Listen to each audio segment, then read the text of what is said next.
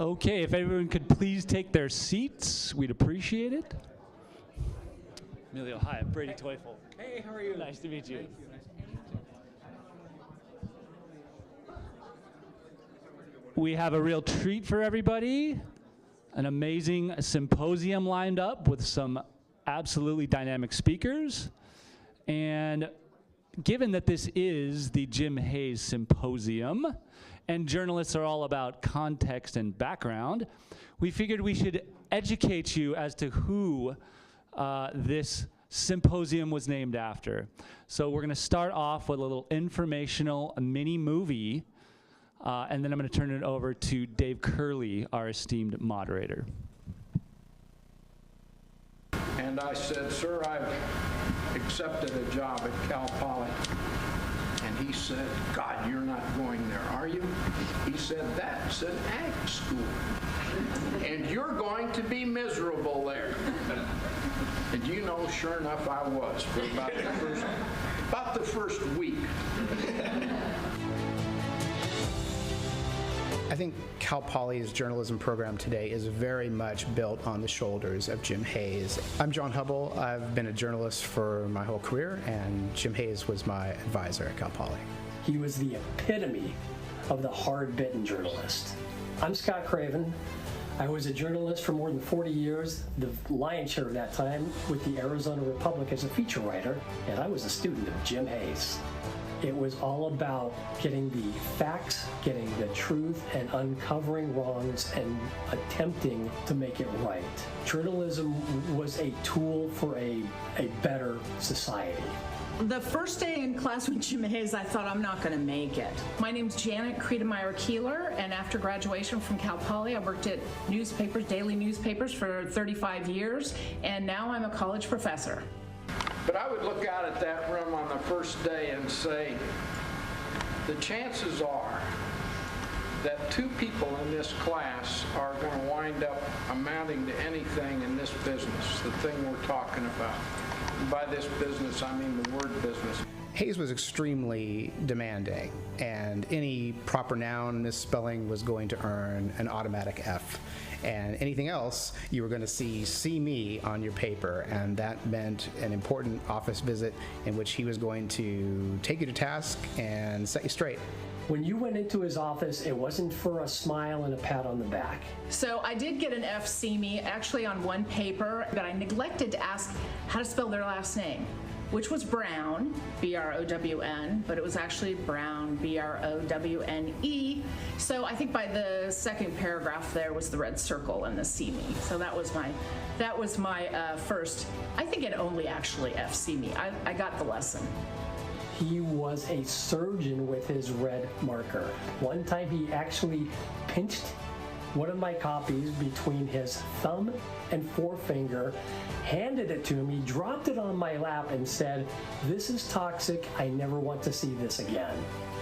Hayes was teaching and editing at the same time. He was working as an editor in San Luis Obispo at the Tribune. He was also serving as a writing coach for the Los Angeles Times and other newspapers.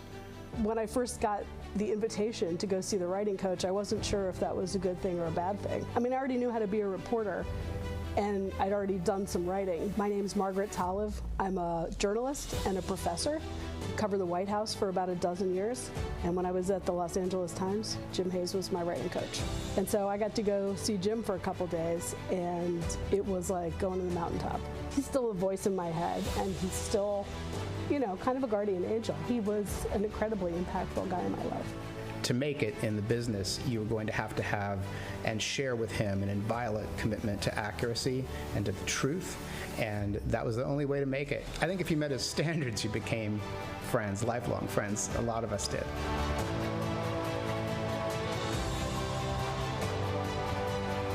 I'm not sure I would have ever become a journalist without him. Mr. Hayes was a second father to me.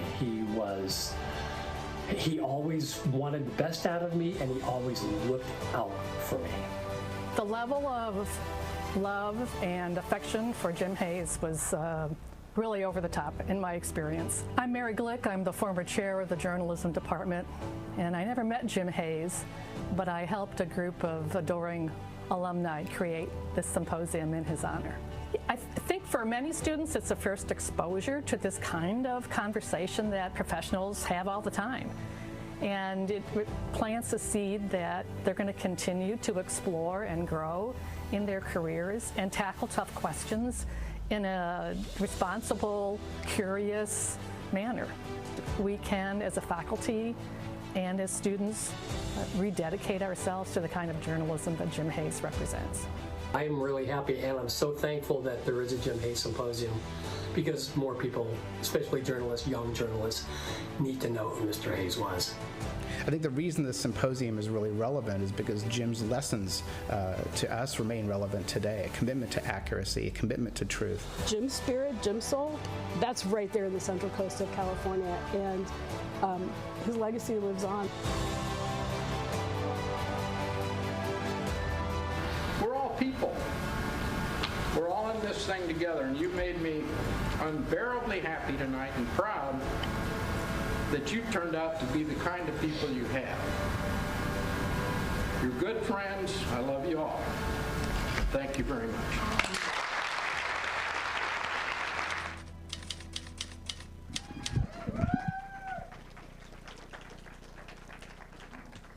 Glad you liked it.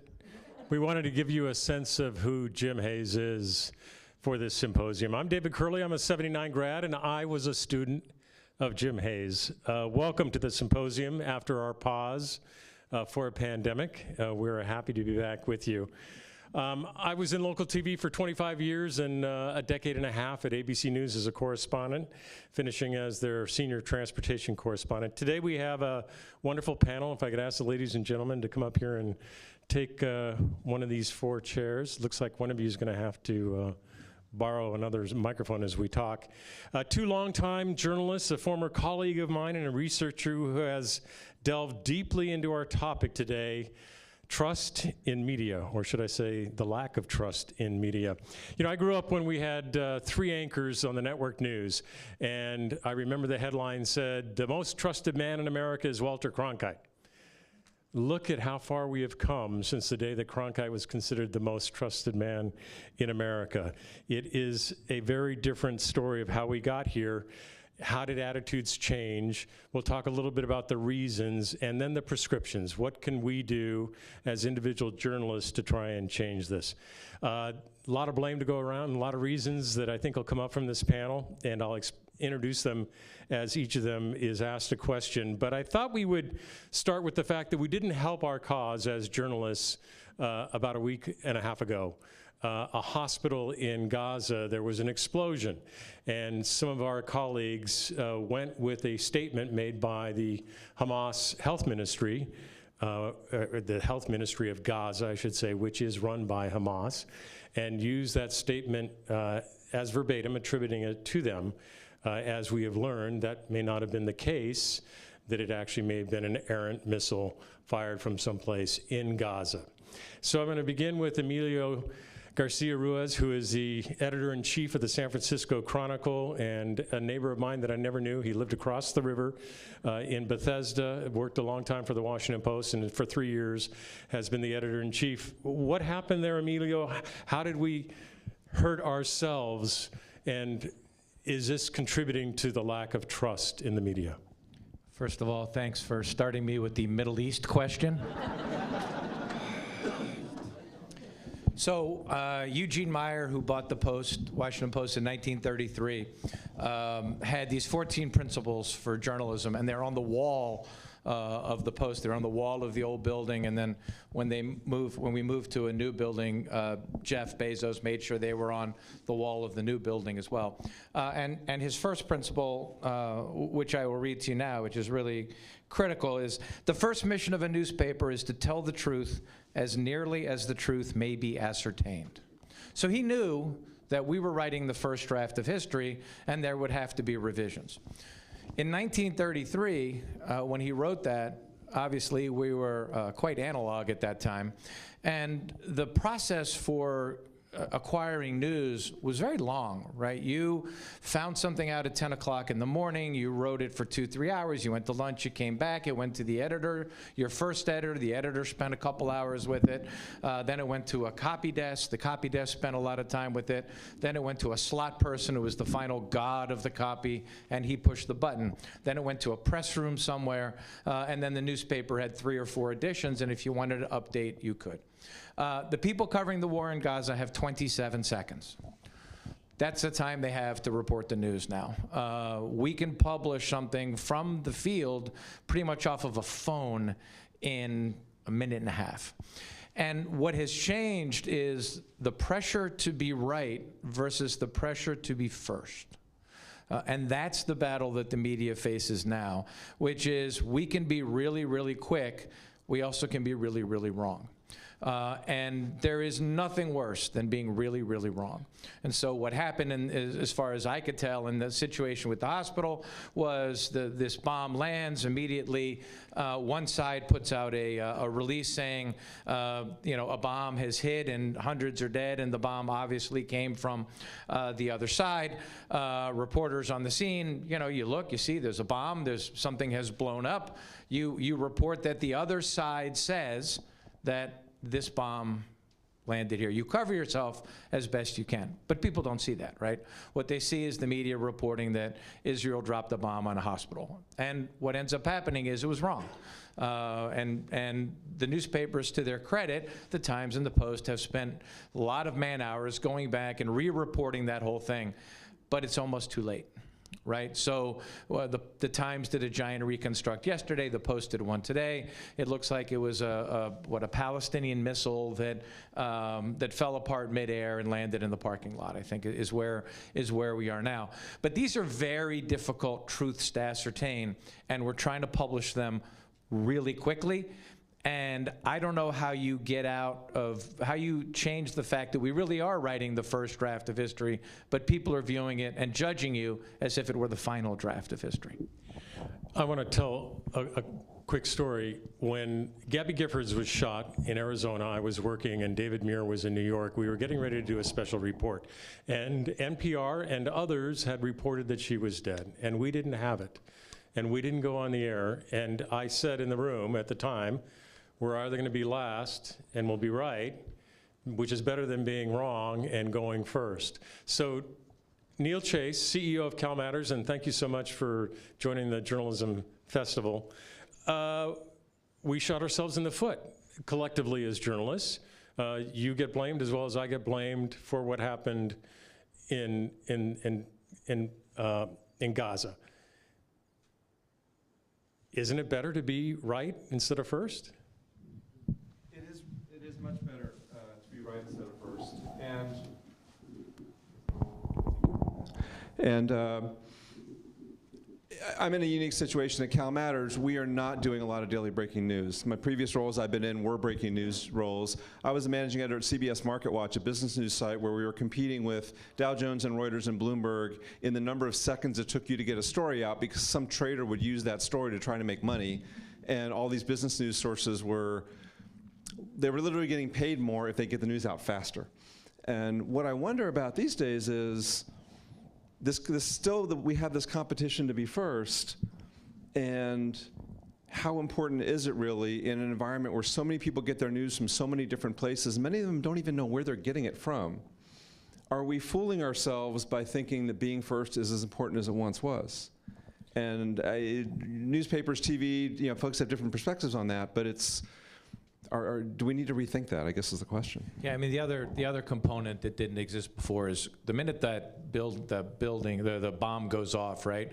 On Twitter, there are people immediately saying there's a bomb that's gone off, right? And we used to be able to control that information held a minute, right, in the media, and you could take a deep breath, and people would wait to see what everybody else did. But now it's out there, and it's out there immediately, and the pressure is to explain what happened. And that's how you get into trouble. Being first, we're not really going to be first that often. Some citizen with a Twitter account is going to be first. But we're going to be asked to explain what happened really, really quickly. And that's how we get in trouble. Katerina Evamatsa is the Director of News and Information Research for Pew Research Center. And Kat, you've done plenty of research over the years. Why don't you give us the lay of the land? I'm not sure everybody knows the latest statistics. How many Americans trust news? How many don't? What are the general findings that your research has mined? Yeah, wow. Let me summarize 10 years of research in 30 seconds. Trust is a very complex issue, right? It's not just, we were talking actually earlier about trust in the media. What does this even mean, right? How many of you're thinking about what is the media, right? Is it the journalist that I met last night? Is it a news source that I actually read every day, or is it the institution, right? So it is a very complex issue, and what we are seeing is that you're right. Like, we are seeing a decline in trust, especially when we're asking generally about the institution, right? Which is part of a general crisis among all Western institutions. It's not something unique to the media or journalists. We are seeing distrust in scientists, in college professors. We are seeing it in government, in politicians. That's something that it's been happening for the past 20 years continuously. Now, as we're talking a lot about these conversations and all this, we have to think about the environment, right? In the past 15 years, there have been unprecedented changes and disruptions in the news ecosystem. We are seeing technological change, right? The social media, the way we are consuming news, the way we are bombarded with, unwillingly even, having to consume news, the idea that we are there to share and discuss all this online behind anonymity sometimes, right? And have an opinion about everything and nothing. We have this. And at the same time, technology has been brought also as a tool for journalists, right? So people, the way they're consuming has changed, but also the people reporting, or not people sometimes, right? Now we're in the AI bot era, right? They're not even people sometimes, what is being reported, and there's all these tools. So that is happening. The second element that it has been really has an impact in the way we are consuming and trusting the news is polarization. And I've talked about it a lot. It's one of the biggest drivers, like our political ID, our beliefs, our identity plays a huge role where we turn to news, who we are trusting, and the content that we are consuming, the actual content. And we are seeing today, and has been the case actually for the past 10 years, where Republicans and Democrats are really living in very different information worlds, where they are choosing very different sources and very different reasons and ways of trusting and who to trust. Finally, because I know that's a lot, I'm trying to do it as quickly as I can, there's been the issue of quality of information, which speaks a bit to all of these issues that Emilio was just discussing. The misinformation, which is not something completely new, just to remind, I was just saying like earlier, negative ads have been around for decades and decades, right? There has been a bit of a smearing or twisting or changing in the narrative. I'm not saying the news or people, but that has been the case. But of course, misinformation has really risen with social media, right? And how information is spread, but also the quality of information. The positive thing that I would say is that, at least in our studies, one of the things that we're seeing is that correcting mistakes, being upfront in the way that you're dealing with stories, how you're choosing them, and how you're reporting, it is actually something that we've seen that the public appreciates. And they do say that they don't trust actually the news media to do that often. So when that happens, they're very appreciative, and we are seeing higher desire for transparency and admitting mistakes. Thank you. Carolyn McGorty-Supple is a Cal Poly grad of the journalism department and a former colleague of mine. We worked at ABC News together in the early 2000s. She now is head of public affairs for the Google public sector, and she's the chair of the Center for Ethical Leadership in Media, which is a program that's based at the University of Texas now. Carolyn, you have a different a view of not who's at fault, but how we got here. Media companies brought, as we talked about with the Gaza situation, brought some of this onto themselves, you think? Well, first, it's so nice to see you again, David. And one of my old professors is here, Teresa Allen, who I think, like Jim Hayes, instilled in me a sense of values and integrity that I still carry with me every day. And thank you to Cal Poly for inviting myself and all the panelists here today. Yeah, I started out at Cal Poly with a ferocious appetite to get out there and tell the truth. And I joined ABC News in the early mid to 2000s, and I think I was confronted with an abrupt realization that the mission that we learn in journalism school isn't always practiced in industry because of commercial interests, or we have, we're competing against disruption in business models. There's a lot of change that happens within newsrooms, and that had a profound effect on me. And I went into graduate school, and I realized I was more interested in solving problems than simply reporting on them. And there had to be a better way to lead and manage organizations that are facing disruption, because knowing how to respond to change is what leadership is about. So that led to a career in consulting, and now I work in technology, and was so passionate about the idea of building ethical workplaces that we created a center focused on ethical leadership. And I've also had the pleasure of working with Neil at Lion Publishers, so we helped train their board with some of those ideas. So your question was, how did the industry get here? And I think that too often, and I don't mean to be critical, but too often It's okay. No, 'cause That's why I asked you the question. I know. I just have deep respect for journalists, so I know it's a tough industry to be in. But I think often, sometimes the focus on the mission gets in the way of the fact that it's also a business. And even if you run a nonprofit, that's a business. And running an effective business means that you have to be able to respond to technological change and also make sure that you take care of your people. And I think sometimes there's too much of a focus on getting the mission right and telling the story, and a focus on the content rather than creating an ethical workplace environment, and also figuring out a way how to make that mission impactful and to monetize that. Because if you don't take control of your business model can take control of you. So should we go to the British model and have a tax on citizens to fund our media? That is one model.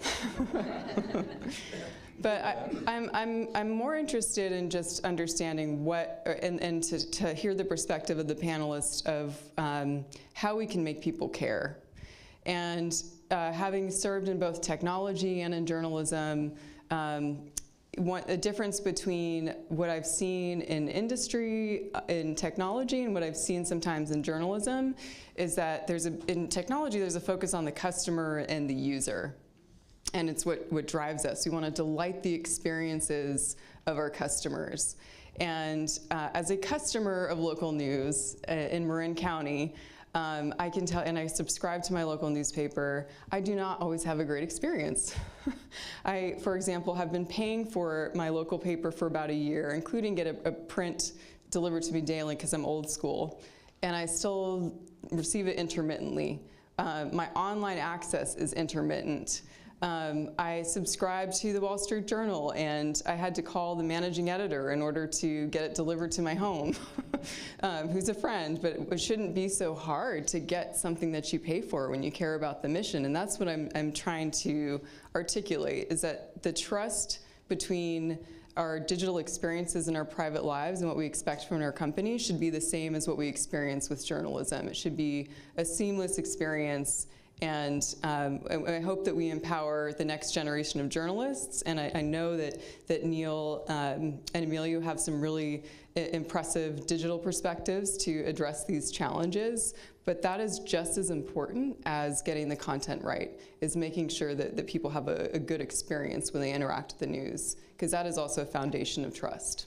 Now that all of you have been introduced to the audience, feel free to pick up on the next several questions. But I am going to direct the first part of this to Emilio. We heard the numbers from Kat. Some of the numbers are pretty miserable, but you see something else in the numbers as well. Well, there's a couple caveats in the Pew numbers. The first one is what does the word media mean to people, right? It's this very generic word that, when you ask me about media, I don't think about the Marin paper. That to me isn't, I don't. I think about, the Times, the Post, CNN, and Fox, right? And so when you look at their audiences in the Marin research, what you find is about 70% of Democrats who consume, I'm assuming, who consume the Post, the Times, and CNN are pretty happy with the media. I mean, they are. I mean, the numbers are quite clear. They either give it the highest or the second highest, right? Conservatives, who are Republicans, who are now consuming Fox and the New York Post and things like that, their numbers are 0, right? And so there's a couple different ways to look at it. The snarky way to look at it is the problems are with the conservative media, but that's really not it, right? Conservative media has fed, their commentators have fed a direct message to their audience for the last 10 years that the media is evil. I mean, if you look at, it's not very hard to look at, some of the people who work for Fox and watch those shows, and part of their game is to get people passionate and excited and angry, and we are a target, and we have been a target, and that has worked. So Republicans in general don't trust the media. Now, I take some consolation from it because that would mean that they're not consuming the media that they're criticizing, right? I always get a great kick when people say to me, I don't read the Chronicle anymore, but you all really aren't any good. Right? And so criticism from the right is meant at the media on the left. I don't think conservatives are angry with Fox News, right? Based on the numbers and the profit they're making. So the other thing that is when you're in local news, every penny is a big deal. So you're always looking at business models, right? The New York Times made $92 million last quarter. They have 10 million subscribers. On a bad month, CNN has 150 million people on their website, according to Chartbeat. Those are healthy, successful businesses. The Post is going through a little hiccup now, but they got a little bit ahead of their skis. But when I left, we were making tons of money. So you can draw those two as clearly aligned, and so it's very hard just to look at the Pew Research and say, everything we're dying. It's a huge problem. There are now, by the way, at last count, somewhere in the neighborhood of 14 different nonprofits dedicated to improving the trust in news. Google is funding like 6 of them, which is great. There's tons of money being poured into this, and all kinds of things are being tried to bolster trust, including a Bay Area project. And one of the ideas they had was creating trust standards and labeling stories that met a certain standard. So there's a lot of work being done in this field, but I think you need to pause a little and look at what the research is telling us before you sort of jump off a bridge. Other perspectives? Go ahead. Yeah. I just want to add, totally agree with Amelia, and that's why I was saying that polarization is such a big thing. Like, when we are asking questions about the institution, as I said, with other institutions, then yes, the numbers are dire, but that doesn't mean that people don't find sources that they trust. And that's where you do have this juxtaposition of CNN, and kind of like it's CNN and Fox at this point in the national news orgs, where they're head-to-head, and Democrats, we're seeing really large majorities trusting what they get from CNN and the New York Times. And then you see really high majorities in Republicans as well, for Fox News, right? So you have this, as I said, these two different worlds, and there is trust. I think one of the things that to me it's not surprising, but it's interesting for us to think about is the trust numbers, the interpersonal trust, that's something new that we've been asking about, and we are seeing decline, which is very not related to news, but we're asking about people's relationships, whether they trust their neighbors and all this. And there we are seeing decline, that's something very, very new, and it kind of speaks to the idea of community, how concise and and strong are our communities, how much we are, what is happening with our children in the community. So there's a lot of that I don't know, we don't have the data yet to unpack, but we're seeing the first kind of like glimpses around it. But I agree, like there is a lot of dedication from the consumer of those sources, right? So if that's your business model, going back to the business, right, then you're in pretty good shape. That's true. Yeah, and you don't, well, Amelia was talking about the fact that people say the Chronicle sucks, that's why I don't read it anymore, and they're not reading it. And he's been there 3 years, it's changed. The idea that you, did you hear that when he left the Post they were doing well? The idea that you brought this up briefly, like it's about familiarity. You've got a face people have seen on TV. You walk up to somebody on the street with a microphone, they might tell you they don't trust the media, they don't distrust you, they're talking to you, right? And most people get news one way or another, they have a source. If you like the Chronicle and you read the Chronicle, you're gonna say you trust the Chronicle. If you don't read the Chronicle and you don't like it, you're gonna say you don't. There's this whole, I would like to just stop using the phrase the media, right? Because when you say the media, you're right, you think of CNN, Fox, television. People have media they get information from, and they do trust it. We have a lot of people who trust what we do. We don't do things that are as controversial as some of the stuff that the folks at Fox are yelling about all the time. But when I was the editor of the Mercury News in San Jose, I would talk to local groups, and sure enough, the political affiliation of the group would sort of dictate the way they were talking to me about the media. But when conservative people were complaining about the media and how the media works, what the media does, I would ask them, when's the last time you saw a biased story about your local water district or your local school board, or the things that nobody's covering anymore? And if you follow if you live in SLO and you follow the Mustang News, you follow the Tribune, these are sources that are people you see them on the street, you're gonna have a different reaction to that. And so I don't know, Kat, if there's a way to change the way we're asking the question, do you trust the media in America? But we're not getting the answer of, is there media you trust, and is there any reason you distrust the other one other than somebody told you to hate them? Yes, there are ways. I don't want to get into survey methodology because I think people are going to start yelling at me. But there are, and that's why we ask those questions in all these different ways, because I think it is important to actually think about the role of media as the fourth estate, right, in society, in democracy. If you believe that, is there a role for that? Is it something that I believe it's important, as a public for society? So I think asking the question generally for that reason, it's important, as well as asking specific sources. So I think doing it together, and that's what we do usually. We ask general questions, right? And then we do ask specifically about your sources. And that's where you're seeing what we are discussing here, right? Like this kind of there's general trust, but when you're looking at specific places, there is trust. And I think, finally, the other positive, in a way, to describe it is local news. We are seeing higher trust numbers. We don't see polarization or differences. I was saying earlier when we were kind of discussing, we're seeing age differences, which makes sense. There's life events, right, that they turn you to local news and more to be trustful. So the partisanship that we're seeing then on the national level hasn't yet trickled down so much onto the local level.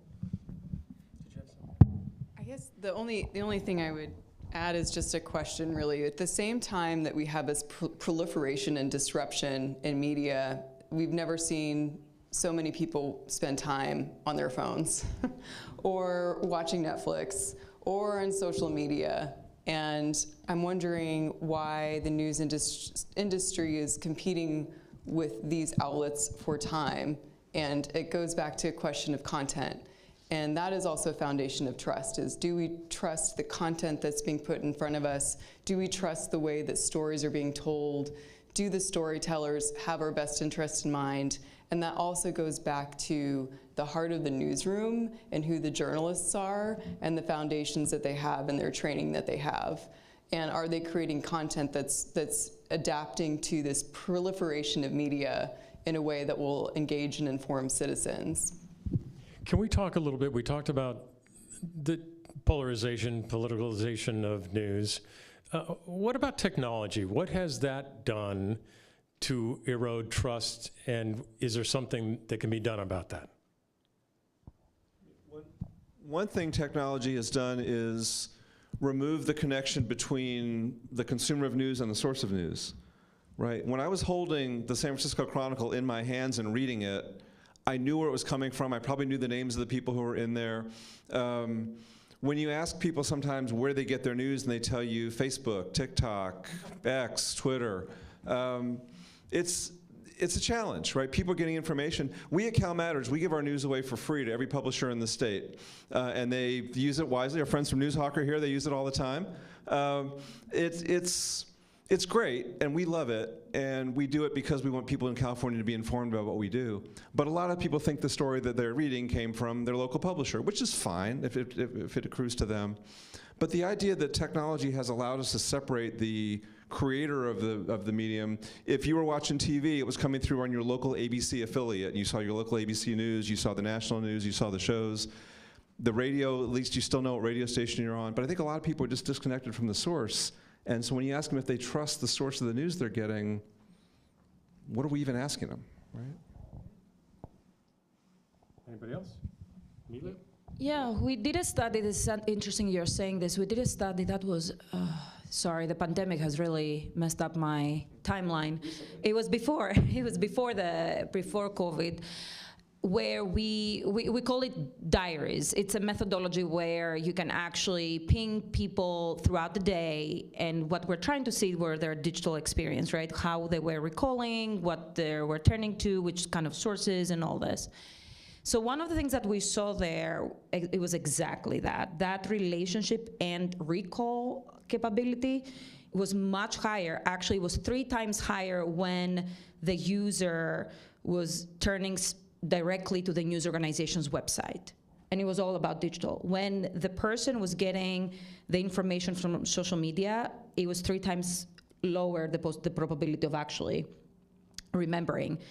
And most of that study was showing data to that direction, that basically that relationship and being able to remember the source and where you got it was really blurry when it came to social media. And that makes sense, right? Like, think about your own activities. I mean, my own, and I consider myself a very good user, right? I'm educated, I've had a phone forever, and sometimes I don't remember. Like, I don't know, my mom, most likely, told me about this. She does every day. Yes. Or it's like, was it a notification? Or was I just browsing, right, while I was, I don't know, checking someone's pictures on Facebook? So there is also this idea of accidental exposure, right? We have kind of like studied it a lot in terms of like, you are on social media, which you love for whatever reason, it's fun, it's, I don't know, you like to see your ex's pictures, right, and all that. And then you're bumping into news, right? Like, it happens. Like, there is a status update and suddenly you're bombarded, but you don't remember if it was your outlet or it was CNN or, so there is that. And I think that, was I was saying in the beginning, has really changed that relationship, and it speaks to media literacy and digital literacy, right? There's these 2 components that I'm not an expert. I mean, we're studying a lot about this, but I'm not an expert. How do you actually go about it from the news organizations, but also schools, right? I think you're absolutely right. To point out that this comes back to a trained citizen to figure out where is the information coming from. Because one thing that I think is constant, independent of technology, which always changes, but even since the country was established in the 1700s, the amount of misinformation against one's political opponents, when the printing press was first invented, the amount of just defamation that went against one's opponent, it's part of human nature to try and win with stories. And so how can we trust our institutions again, and media institutions again, to understand what is information or not? It's a component a discussion that has to be had here and in journalism schools, because that's going to be constant. It's part of human nature. So let's talk about what we do as an industry first, and then we'll talk about individuals. Emilio, you said, okay, great, you're doing great with Democrats who are reading your paper, but not so well with Republicans. What do you do? From a business standpoint, from a journalistic standpoint? There are no Republicans in San Francisco. I don't have to worry about that problem. Good, okay. Let me tell you something. It's a crock of bull. There's tons of Republicans in San Francisco, but they won't admit it. When I get an email that starts, as a lifelong Democrat, comma, I know that what's going to follow is the same stuff I got from Republicans in D.C., the exact same stuff. So, you know, this question of you know, again, reaching, this phrase, reaching across the aisle, right, and trying to get as big an audience as you can. Look, the only thing we can do as an industry is report the truth, right? And double down on the truth when the critics come for you, and the critics will always come for you. If you do any major investigation in this country, and your staff has done a bunch of them, you pretty much know that it has to be bulletproof. When you do the final read of that story, you are going through line by line and trying to figure out where the trolls are going to come for you, because they're going to come for you, and you try to figure that out, and you double, you triple, and you quadruple check every single fact, because there will be something in there somewhere that people will come after you for. And so, you know, when the reporting is bulletproof, that's when you begin to get admirers on the other side, right? When you look at, you know, all right, let's take a story from this year and just tear it apart. So ProPublica's work on Clarence Thomas, okay? So ProPublica's done some amazing work this year looking into whether Clarence Thomas violated ethics rules by taking, in accepting gifts from friends, right?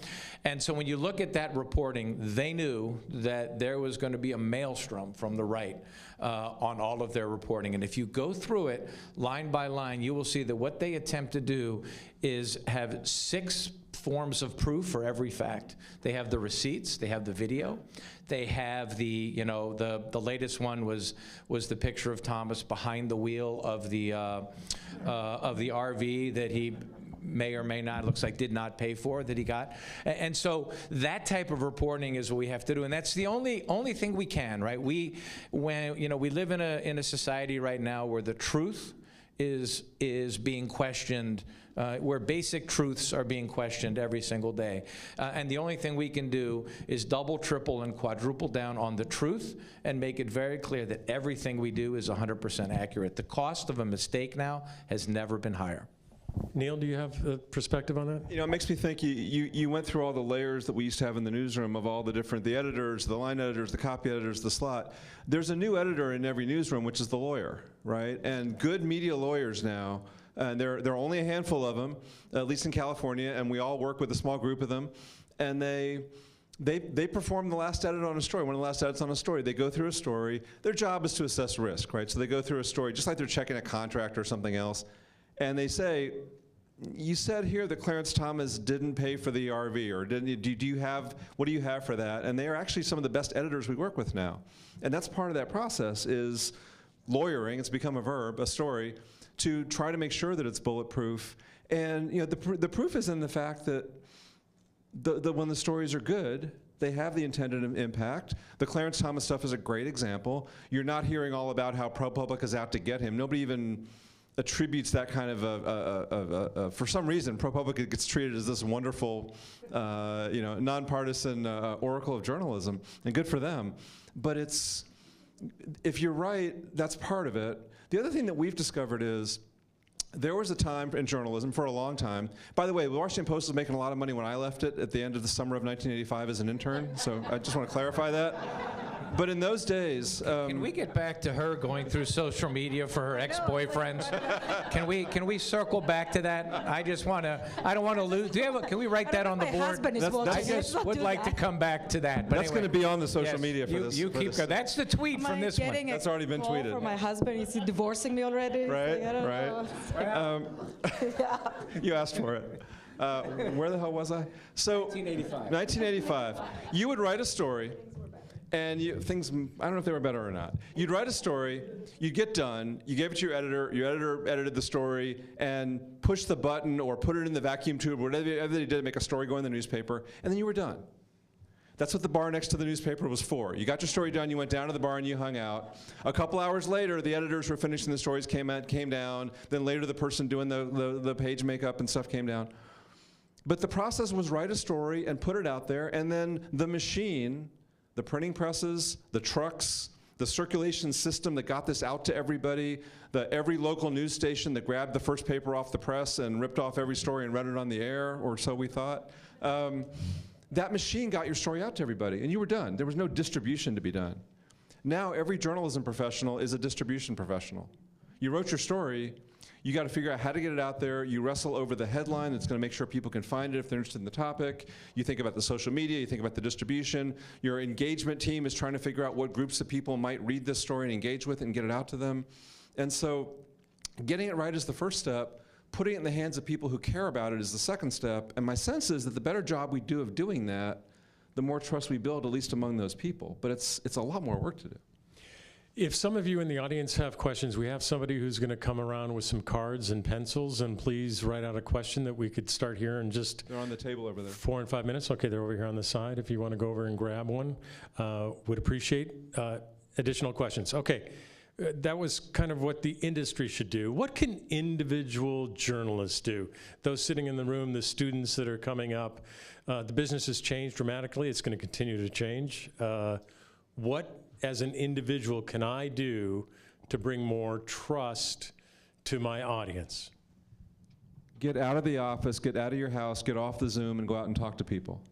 One of the things that, especially in this age of the pandemic and working on Zoom, right, a lot more people have lost that sense that you need to get out there and be in front of people. And it's different in different industries, certainly. But it's amazing what you can do in a community. I cover a community of 40 million people in California, right? 39 million people. It's easy for us to say at Cal Matters, well, we can't get out and be in our community, but we are. We're here. We're talking to a bunch of you right now. You know, the Chronicle is out there doing events all the time in San Francisco.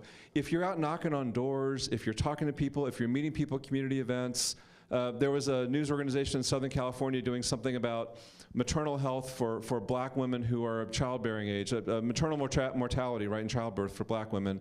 And they realized we're the public radio station. We don't reach a lot of black women in this market, let's be honest. So they mailed a postcard to every house in certain zip codes to let them know about this coverage and invite them to come to meetings about the story. And you have to get out there. Once you've met somebody, once you've talked to somebody face to face, it's obviously easier in community journalism than it is if you're covering the whole world. But I think there's a lot of value in just being out there. Yeah, we definitely, I just want to plus one this, because we did see that in the data. So whenever we ask questions about trust, different types of assessments of the media, the biggest indicators for local especially was whether you have spoken to a journalist. It really bumped numbers of trust and positive assessments, I think, to 20 to 30 points up from those that they haven't spoken to a journalist. Community connection, understanding the history of the community. These are like your big drivers for increasing trust. The other element is like thinking about the different types of communities, right? Especially when we're thinking how our communities are being formed and all this. One of the things that we saw recently, we did a big study on Black Americans in news, and especially when it comes to coverage of racial issues and social issues, how your newsroom looks is very important. So diversity in the newsroom, having reporters covering those stories that they're the same race as the people that they are consuming the story, right? It's super important, and we are seeing that mattering also a lot. And language. That was actually one of our key findings from the Center for Ethical Leadership in Media and the work that we've been doing over the past few years at the University of Texas at Austin as well, which is that we feel that newsrooms can't matter in American life unless newsrooms reflect America. And the data, one thing that students can do now is first of all, just be really good at your craft and focus on the truth, but then also look holistically at the media as a career and as a workplace, and make sure that you demand of it the dignity and respect, the same type of dignity, the same type of respect that Jim Hayes wanted of the copy. Make sure that dignity and respect is given to its employees so that they can see a career there. And there's been a paucity of analysis and introspection again, trying not to be critical, but this is underpinned by data and media writing about the status of American newsrooms and whether or not they're a place where people from all backgrounds can have successful careers. And the data is pretty clear, especially we did a study in partnership with McKinsey called Shattering the Glass Screen, which found that women enter the industry at parity with men, even though they make up the majority of journalism school students. They're probably about 70% of journalism school students, but then they enter the industry at parity with men and drop off at every phase of the pipeline to leadership to comprise only a fraction of top roles. And there's a variety of reasons for why they drop out, including that they're sexually harassed by their superiors, by their peers, or by their sources. Online safety, it continues to be a concern with harassment. And then a lot of them say that their managers in journalism don't treat them very well, don't promote them or give them opportunities, and they leave. So you can make a connection between the disruption that's happening in newsrooms to also sometimes the way that newsrooms treat their employees. And we can't hide behind the mission of journalism anymore as a reason for not investing in employees or the next generation of journalists, or being hard charging and a certain type of culture that we love to celebrate in the news anymore. It also has to be a workplace. So the next generation of students, if they really want to make a difference, have to be good at their craft. They should also expect a lot from the industry to treat them with respect, and they should think through the business problems and the digital and technology perspective as much as they do the content itself. One of the questions from the audience: who is ultimately responsible for truth and accuracy, and therefore I would assume trust, the reporter or the news organization? Anybody? No, I mean, I think ultimately responsible, all of us, right? I don't think it's fair to take a reporter who is trying to go as fast as they can and trying to get something in, and they make a mistake. We're all human, we make mistakes.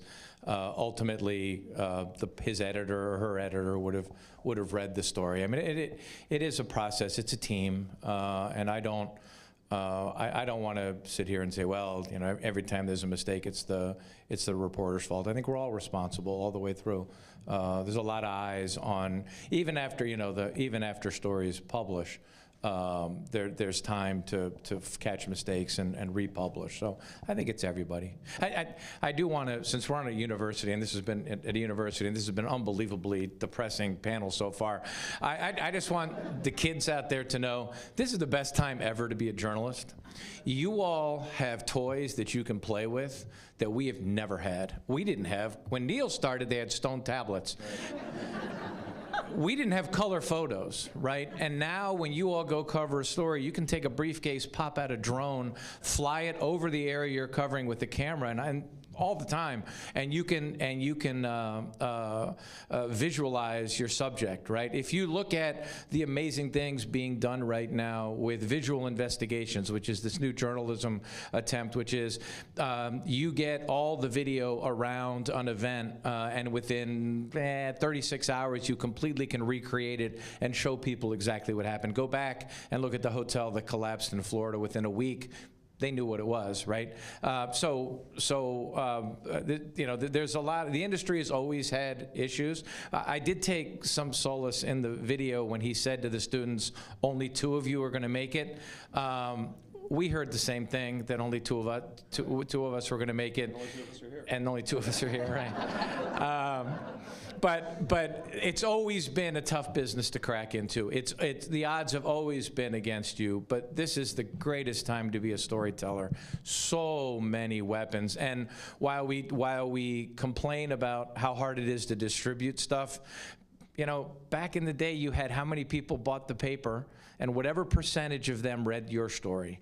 Now, literally the entire world can read your work, and it is a just super exciting time to be a journalist.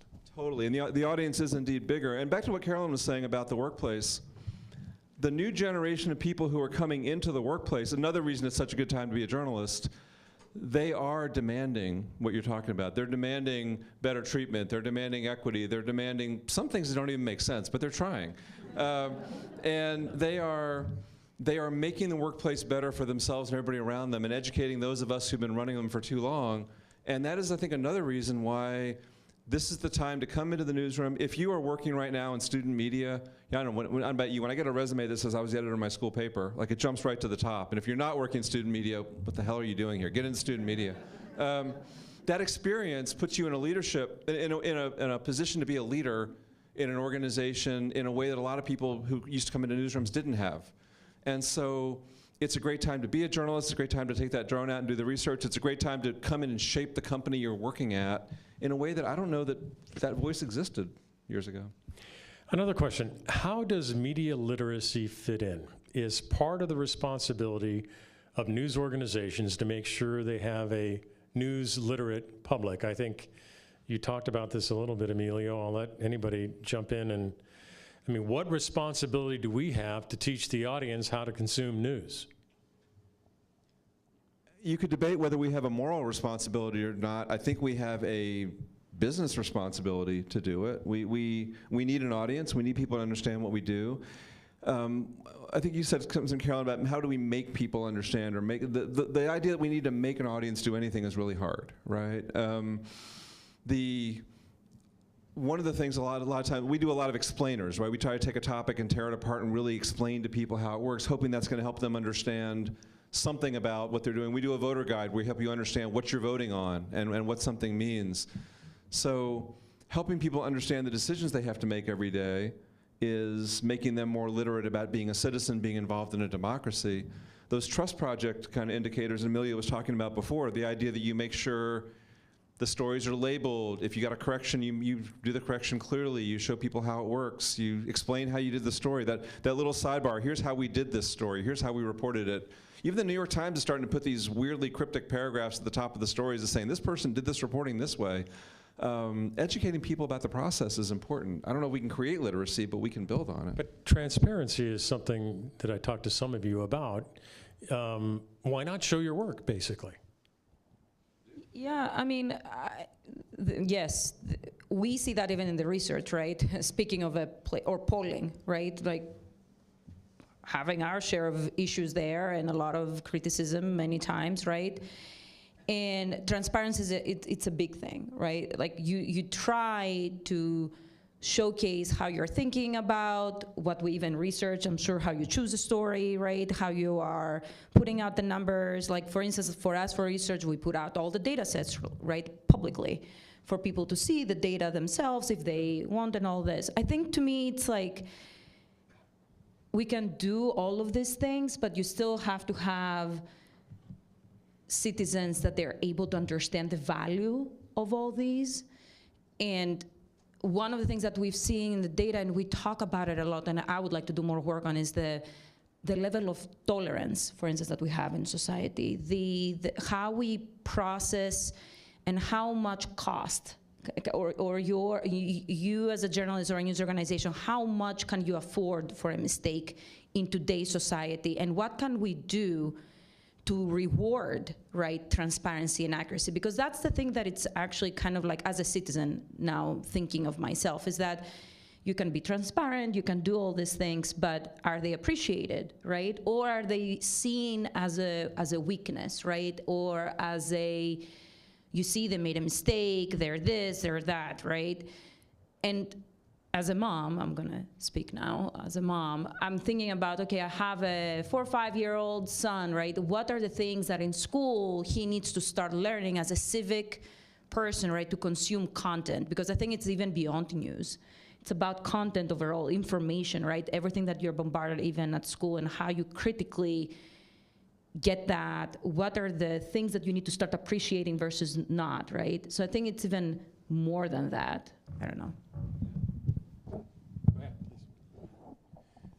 To put some of the terms in play that I'm hearing on the panels, have to learn how to market yourself and make sure you have a strong business model and that you constantly use data to evaluate your product. Is it resonating with consumers? And shifting from just, we do important work and it's mission driven, to we have the responsibility to run a business, I think is an important mind shift that has to happen in journalism schools.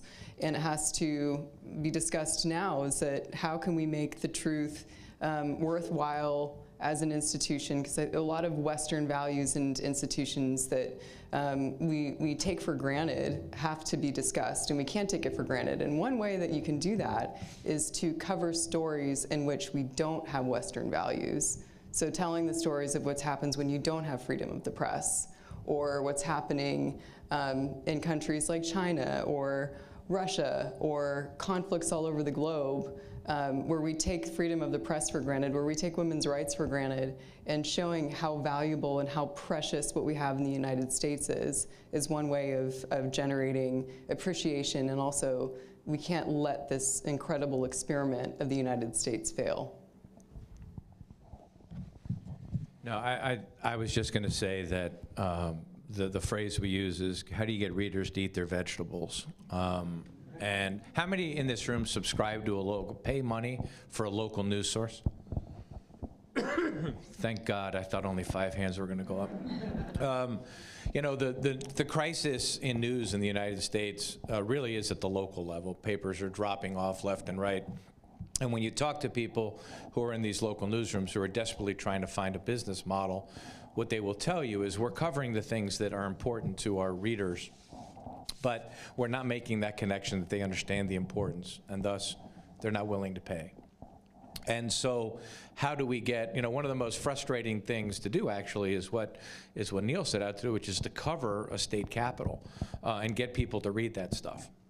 You know, legislation coming out of a state house is the most important thing that is happening pretty much to residents, and and I see the numbers. It is impossible to get people to read that. So what we try to do is, how do we make it a utility piece? How do we make people understand why they need to care?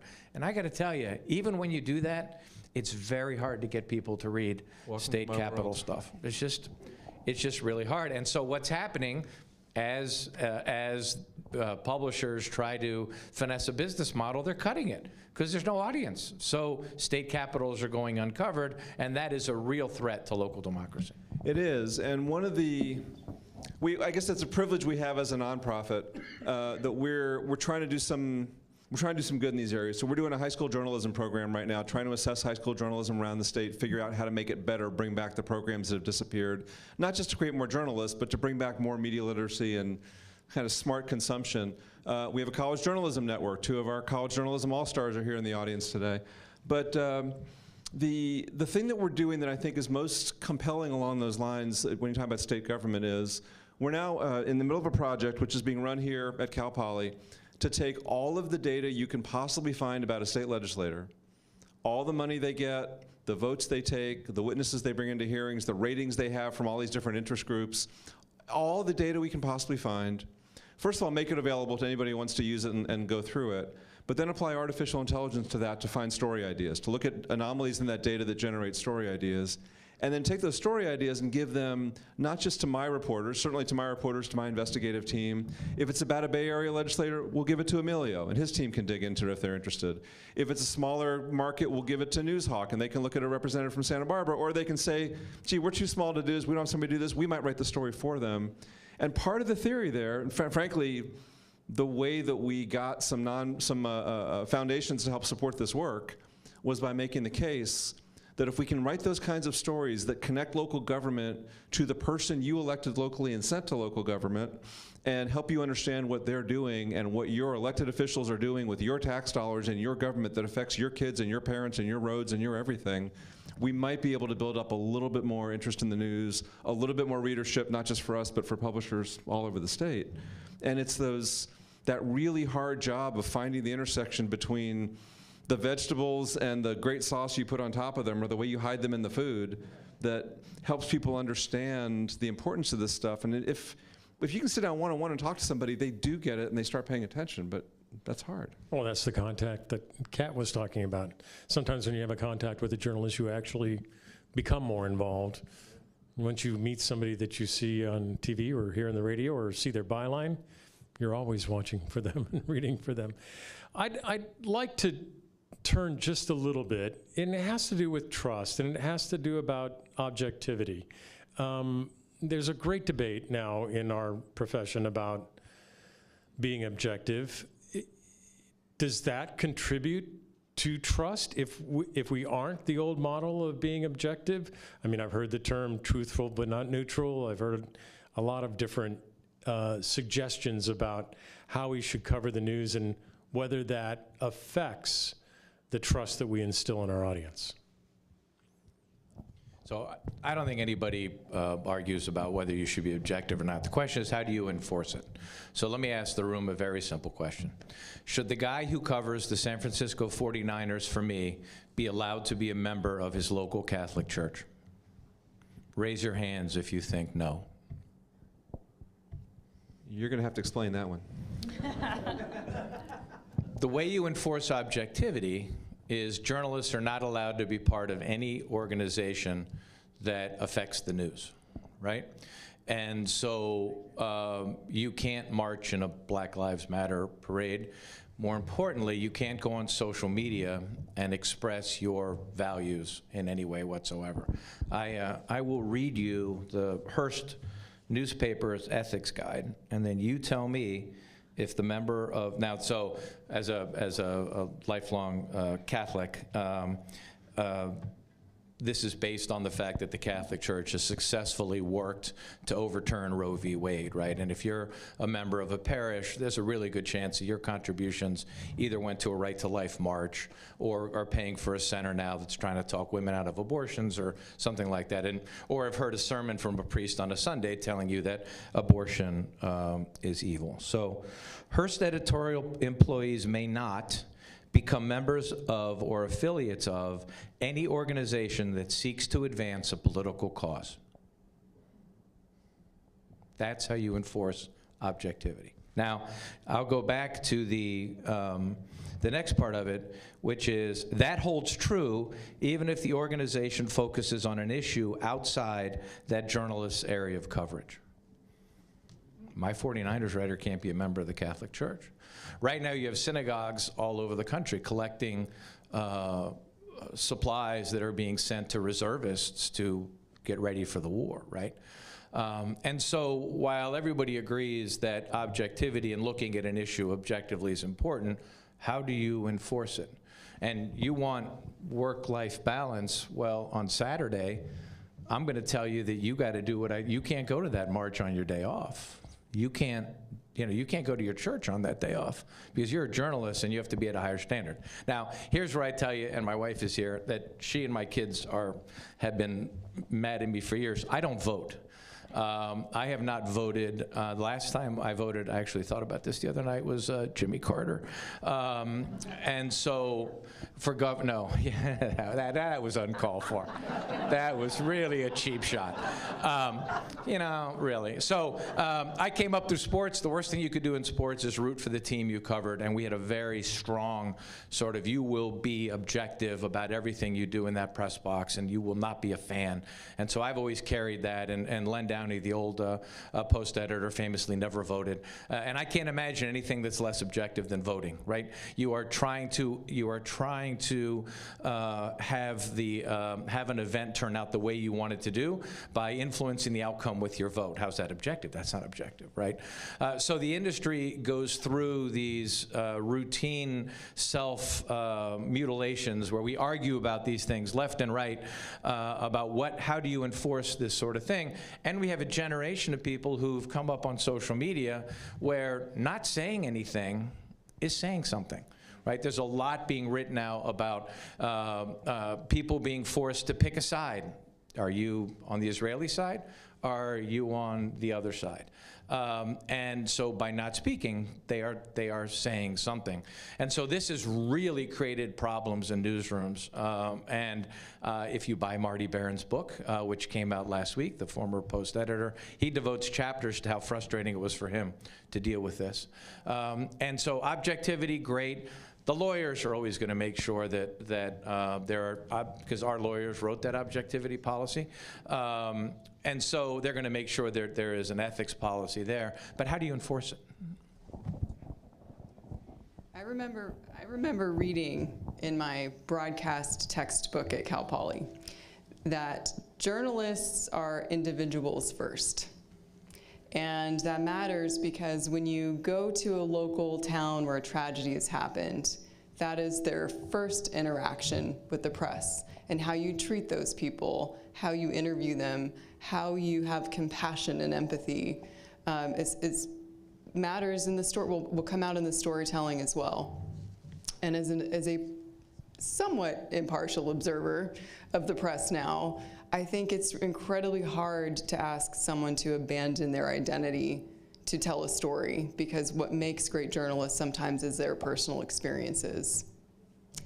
For example, Robin Roberts is a cancer survivor, and she went on to shed light, and Katie Couric lost her husband to prostate cancer. They went on to make a big difference in the lives of the health of other people. Peter Jennings, who was my hero growing up, died of lung cancer, and as he was dying, he took on the tobacco industry and showed the incredible abuse of power, and probably ended up saving lots of lives and definitely changed an industry. So why are those experiences as individuals okay, but who we are and the things that we value and believe can't be brought into the newsroom?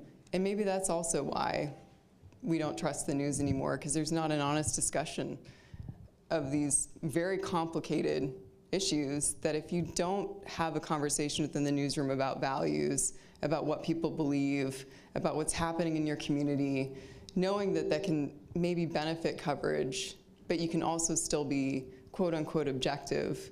I really hope that we answer that question. Is it about transparency and revealing a point of view of the journalist who's covering the story?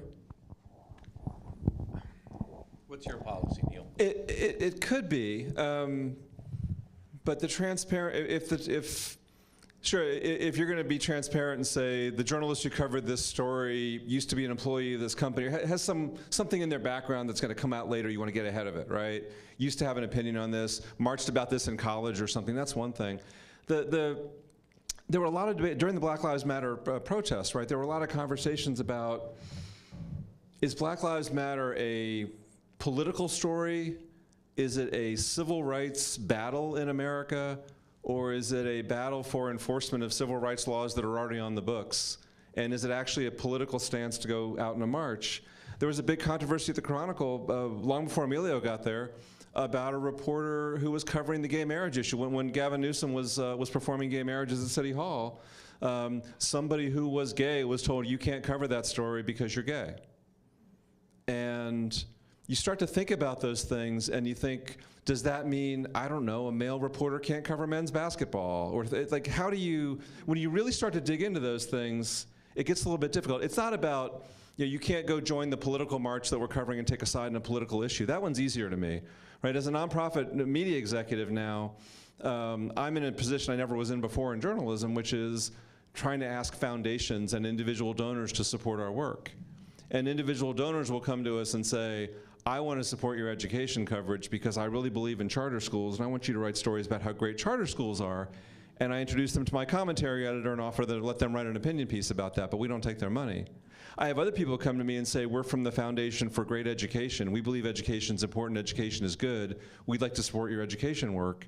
And if they're not actively lobbying, if they're not taking a side on the issues, if you're starting with the premise that education is a good thing, then I'm willing to start from that premise, take your money and cover education from the point of view that education is something people would like to see more of. How you get it, who funds it, which approach you take to solving the problem. When you cover a tragedy, you talked about going into a place where something bad has happened. You're talking to people on the worst day of their lives. You're not going in there to find out, maybe that tragedy should have happened, right? Maybe car crashes are good, so you go find the insurance investigator who makes a living on car crashes. There's certain things in society that we take for granted, and then we have as a starting point. Education is good. Better healthcare outcomes are good. And so when you get to some of these issues, they're obvious and very clear, and you shouldn't be covering the protest march. You can't be protesting and going on social media, creating a persona for yourself that's going to taint the reputation of this news organization. But a lot of these things are more subtle, and they're trickier to do. And every, I think, newer and younger journalist that we get coming into the organization has a more aggressive stance on where they start that conversation. Can I get a final word from each of you, or a couple of sentences? Trust in media, optimistic, pessimistic, getting better or worse. And one thing for journalists to keep in mind as we continue down the road to try and improve the trust in media. I suspect we're in for some rough waters ahead. However, I think that the churn and the conflict will lead to some incredible innovations. And so I'm hopeful and I'm optimistic. I wonder if we're coming to the end of a crazy cycle that started, I guess it started at a White House Correspondents' Dinner with Obama picking on Trump. It could end with the results of some court cases changing the way Republican Party politics look in this country. And I don't know if any one event is going to change that, but you already see some of the level of these conversations getting a little bit better. And I'm wondering, we're never going to get back to wherever we were that was some utopia that probably wasn't really utopia. But the advice, I think, is if we keep doing our jobs, if we keep doing good quality journalism that's right, and we do a better job of explaining it to people and getting it in front of people, we're doing all we can. And by the way, doing more of it. You mentioned local media, local places. We have a city in California bigger than St. Louis, Orlando, or Pittsburgh that has no functioning journalism. Stockton, 320,000 people. There are problems like that we can try to solve, but if we can address some of that, I think there's it's certainly not going to get any worse. I think it could get a lot better. I think in the next year, whether the big question over the next year would be whether democracy survives. And when you look at the pillars that the founders of the Constitution put in to preserve democracy and how strong they are, I used to tell my friends in Central America who would tell me, you're on your way to being just like Venezuela. I would say to them, no, we've got these pillars, and we got the judiciary branch, and they're untouchable. And we've got this, and we've got that. And you look at that now, and you say, we got us. We got the Times, we have the Post, we have journalists working their asses off to prove exactly what happened on January 6th, making sure that the public understood what happened there. And you've seen the result, right? If January 6th had happened in any number of other countries, nobody would know about it. Right? It would have been completely swept under the rug. So we have this amazing power to continue doing what we're doing. Have we lost elements of the Republican Party? Absolutely. Can we get them back? I'm not sure. But we need to continue being as accurate as possible. The word that doesn't get bandied around enough is courage, right? We need to be in the Ukraine next to those soldiers on both sides, right, as that war is going on. We need to be, if Israel invades, we need to be right with them as they invade and telling the world exactly what's happened. We are really what is left in preserving the truth when there are some very, very powerful, moneyed forces trying to take that away. Oh, I wish I wasn't the last because you're very. Go ahead and follow that. I know. How do I follow this? You're so articulate. Okay. I'm an optimist only because I'm thinking of history. And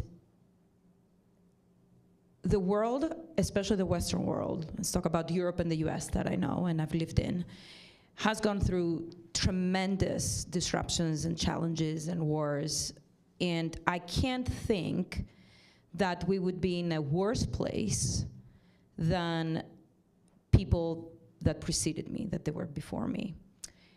And I do that type of reflection a lot every day. And I'm thinking, I don't know that I believe that this kind of friction and polarization and being so far apart is going to last forever. At least, in political science, actually, there is theory that it wouldn't. Like, at some point, we'll have to come back and find the common ground. And I think that potentially could happen. And there's a lot of, we are seeing it in the data, there's a lot of mechanics and things that are happening that gives, that shows how important journalists are, news organizations. and the information and how much we are in need of information. So that type of need, I don't think it's going to go away.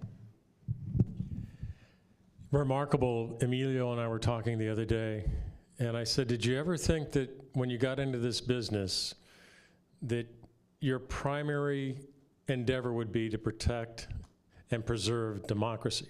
And as he said, I got into cover sports, and yet so much has changed during our careers. I want to give a few thank yous very quickly.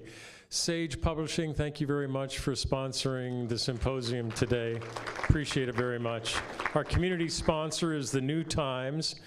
And to the sponsors of tonight's Journalism Department Hall of Fame, Mustang Media Hall of Fame Gala, our sponsors are Paul and Susan Elliott Matucci. And then, of course, all the sponsors for the tables who have allowed some of our students to attend tonight as well. And thank you also to Cal Matters for partnering with us today. It's been fantastic, a great partnership. And to some of the journalism staff, Thomas Morales, thank you very much once again for helping with video. Cassandra Sherburne, who gets everything organized, and John Schlicht, who's here someplace, I think, who gets everything done as far as business. And please, this was a fascinating discussion. I really had a good time, very lively. I don't know what the history is with these two guys in the middle, but it was a lot of fun. Please, a warm thank you to Carolyn, Neil, Emilio, and Kat. Thank you very much, everybody. Hope to see you tonight. And always think of Jim Hayes.